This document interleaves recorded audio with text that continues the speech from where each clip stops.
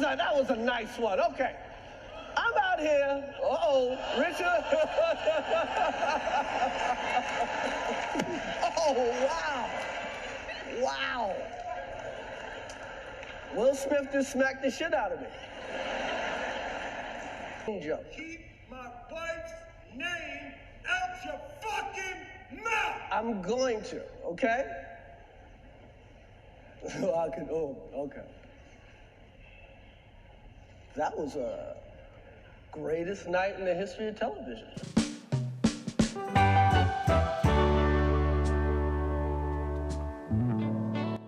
This past year has been one of the better movie years in recent memory, and with the 2023 Oscars on its way, I wanted to do something that I've never done before by watching all 10 of the Best Picture nominees.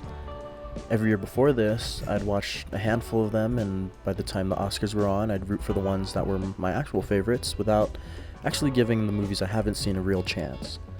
And I don't doubt that many Academy voters do the same. I wanted to do something different in the spirit of the new year and give my rankings and review, and basically just give my personal opinions on these movies. And if you disagree and you have your own rankings and opinions on these movies, I'd love to hear it in the comments. And if you want to watch me review more movies or do anything else on this channel, please leave a like and subscribe. I'm just gonna say it, Nope and Babylon got absolutely snubbed, and they deserve a spot on this list. Alright, back to the video.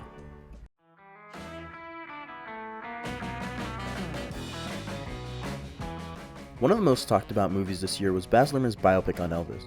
And as great as Austin Butler was in this movie, it's really bogged down by a few factors for me.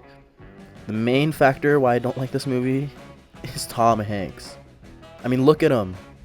Holy God, what are you showing me? Hey, come on! He really stuck out in this movie as like a really bad performance.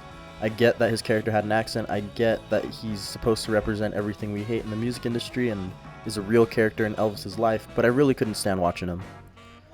Other than that, I feel like outside of the usual Baz Luhrmann flourishes and visual style that he brings to the table, this movie in general is just an average biopic. You get a few scenes across a lifetime of achievements and you're supposed to feel something at the end, but in general feels a bit bloated, rushes you at the end, and ends a bit abruptly. Great music from Elvis's discography, but overall, my least favorite out of the 10.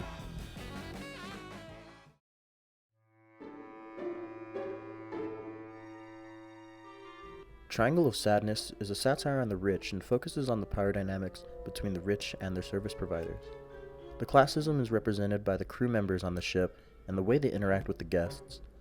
To me, the movie climaxes during the second act, during the infamous captain's dinner scene. I think the movie comes to a grinding halt after that, as the story shifts dynamics and slows down in pace. And as much as I appreciate the commentary, I couldn't help but wait for the movie to end, as I cared less and less about the main characters and wanted to see the side characters shine and maybe turn into an ensemble, but that's just me being picky. Overall, very solid film with really great moments and performances, but I just lost interest in the end.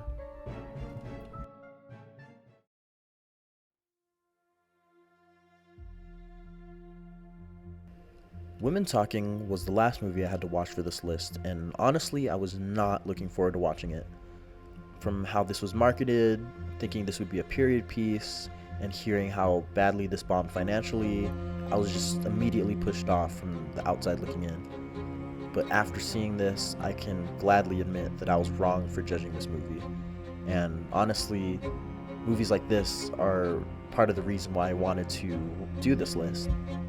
Women Talking is incredibly powerful. The performances were stunning from the entire cast. This was shot beautifully. This movie's very quiet and delicate for the most part, but you can feel the anger and the confusion that the characters in this story are feeling. And although this movie is a fictionalized interpretation of the real true story, just understanding that this is something that happens in our real world is heartbreaking. And after watching this movie, I was very, very touched and moved. And honestly, this was a great watch, and if you haven't seen it, I highly recommend it.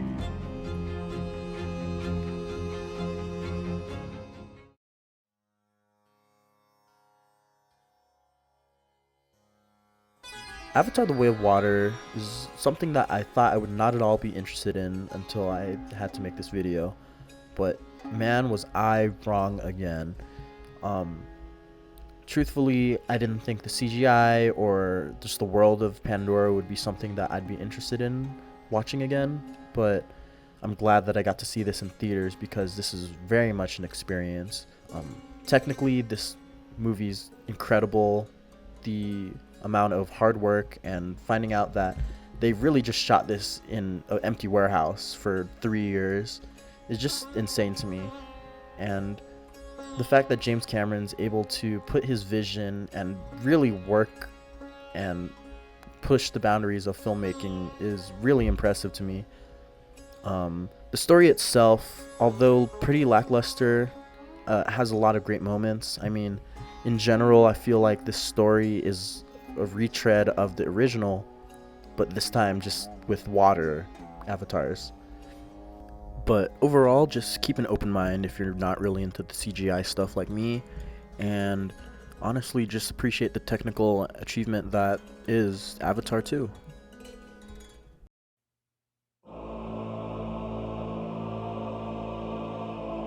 All Quiet on the Western Front is a remake of the 1930 classic based on the novel of the same name. The story is about Paul Baumer and his journey through the German army as he loses his innocence and is faced with the harsh and terrible reality of war. This film is my favorite when it comes to the best cinematography category. James Friend is able to convey a beauty and graciousness behind the atrocious and unforgiving parts of war. But overall, this entire movie is technically amazing. From top to bottom, this movie was crafted with so many steady hands, and the behind-the-scenes extras really shows how much hard work was put into remaking the setting of World War I. However, I don't think this one has much of a chance at winning Best Picture just because of the fact that Netflix has never won a Best Picture, and also just because this movie's just a little too similar to many other war movies that perhaps the audience members are just gonna rope this in the same category and not really give this a fair chance. But overall, I think this movie is great, technically amazing, the story is great, and I think everyone should watch this.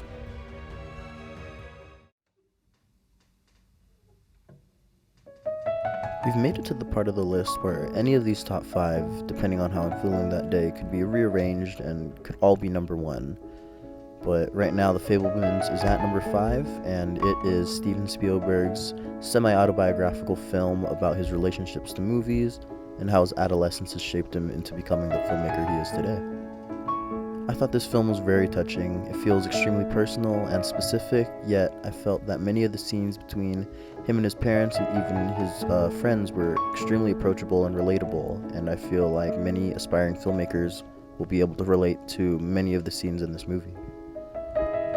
One of the biggest aspects of the movie would be Spielberg's relationship with his parents and the level of involvement and support they gave him. Paul Dano and Michelle Williams plays Spielberg's parents in this, and seeing the traditional white-collar dad and the free-spirit artistic mom worked for me as a through line as to seeing how Spielberg approaches his filmmaking, as he's both a mix of technical and artistic. My favorite aspect of the film is the way that it showed the process of his filmmaking and how much of a master he was, even at a young age. There's one specific scene in this movie that's both heartbreaking and beautiful, in which the family's having a very emotional and important discussion where Spielberg can't help but take himself out of the situation and want to film this, and that was just a really beautiful moment. Although this bombed financially when it came out, I think in the near future this is going to become a underrated classic, and many future filmmakers are going to watch this, and I hope they find this as beautiful and personal as I did.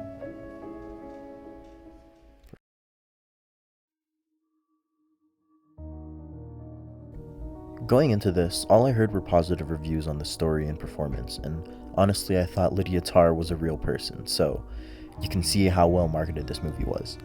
But once I did see this movie, I was completely sold on the buzz. Todd Field's quiet direction really makes Cate Blanchett's performance stand out more, as many scenes are just her being the smartest person in the room.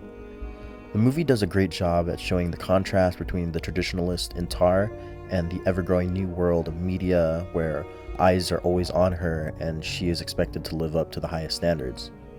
It also portrays power, and when people who are in that position use that irresponsibly, you see the repercussions.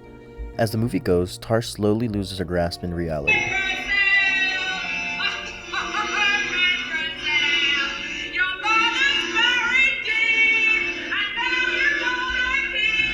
The one thing that I think holds the movie back from being more celebrated than I think it should be is the very, very specific language and terminology on music and conducting that I think many casual moviegoers will find unappealing or hard to keep up. Other than that, though, this is a complete standout from this year, and I hope this is celebrated to be the masterpiece it is.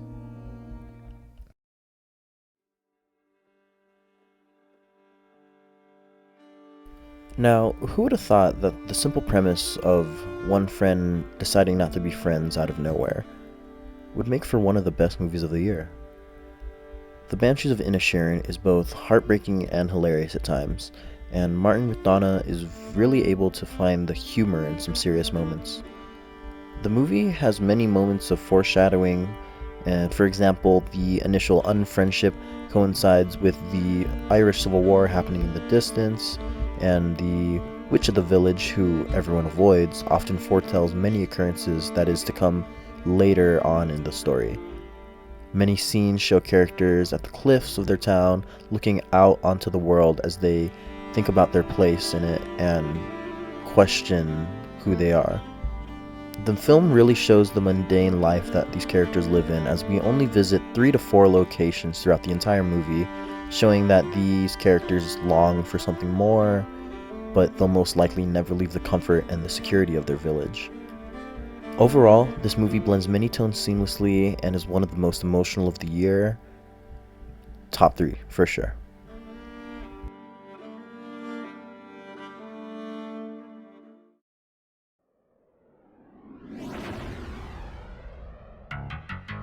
Now this is cinema, baby. When Steven Spielberg admits that your movie saved Hollywood and you gross $1 billion, you know you did something right. And that's where Tom Cruise and Joseph Kosinski come in. As much as I complain about Hollywood not doing anything original or living in the shadow of the success of the 80s, this is a legacy sequel done right. With top-notch action, slick as hell, and evoking the feeling of the 80s without tastelessly inserting nostalgia, but instead celebrating and elevating the original. Honestly, watching this in theaters, I was clenching my fists at too many scenes and was completely immersed into the story. Some of the most exhilarating action moments I've seen in recent years, and the entire cast complements each other so well as the young and confident group that eventually gets shown up by the one and only Tom Cruise. I'm glad they shelved this movie until after the pandemic, because this is 100% a movie-going experience that cannot be replicated anywhere else.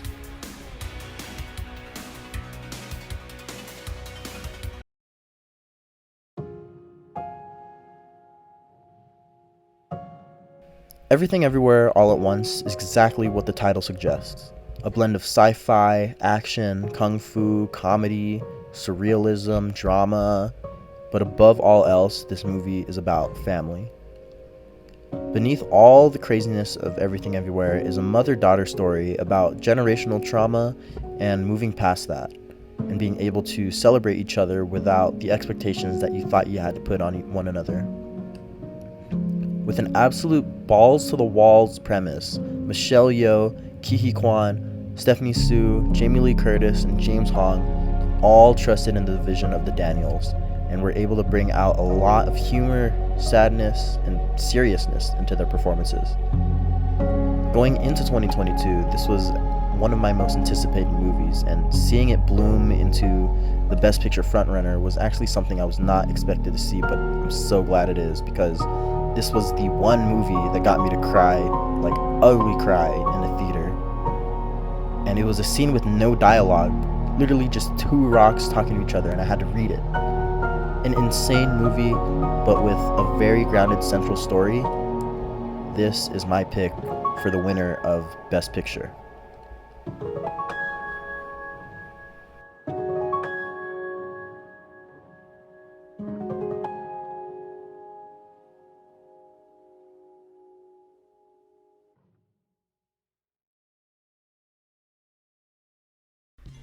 There you have it, folks, and that was my ranking of all 10 Best Picture nominees.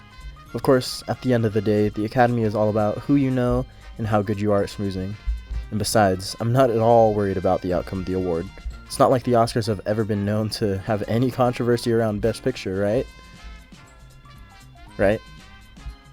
And before you guys go, please add me on Letterboxd. I've turned it to my personality, and I'm too far in to stop now. Anyways, thanks again for watching, and enjoy the Oscars.